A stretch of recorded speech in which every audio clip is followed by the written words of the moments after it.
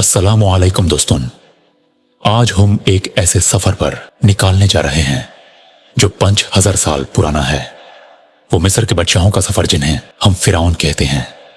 कैसे इख्तियार ए इलाही और कौमों की मुख्तलिफ किरदार किस्मत ने इन फिरौन को एक पैमाना तारीख बना दिया।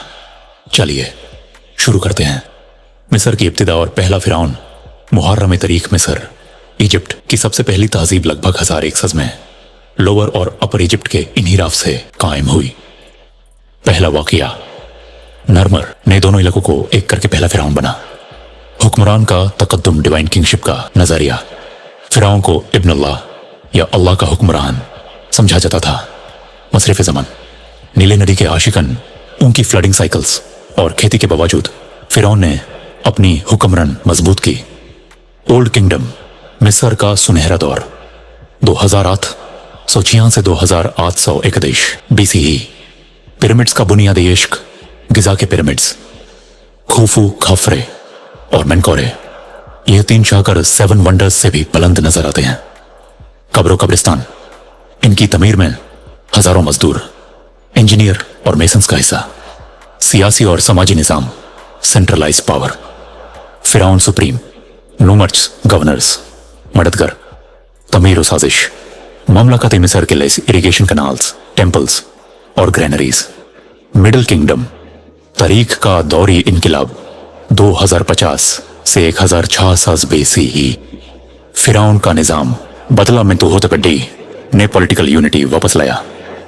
अमेनमती ने अपने घराने की बुनियाद रखी। बराहवी डिनेस्टी, फनून अदब और फलसफा, टीचिंग फॉर किंग मेरिकरे जैसी मुस्तखरज किताबें। मिस्रियों में इंसानियत, ममलिकत और इंसाफ पर मजीद तवज्जो। न्यू किंगडम, मिस्र का इफ्तिखार दौर 50 साल पहले, 1 साल पहले। सबसे मशहूर फिरौन थुतमोसे III। एम्पायर का बुलंद मुस्तकबिल। हतशेप्सुत, तहाफुज़ सोलर में पहली मालिका फिरौन। अकीनतें, मोनोथेइज्म का तजुर्बा, अतीन की इबादत। तुतनखमुन, बॉय किंग और उसकी कब्र का खजाना। रमेसेस दूसरा द ग्रेट 6 साल की हुक्मरान, 1 साल से ज्यादा बचे, 2 साल से ज्यादा मॉन्यूमेंट्स। बैटल ऑफ कडेश और ट्रीटी ऑफ कडेश, दुनिया की पहली सुलहनमा।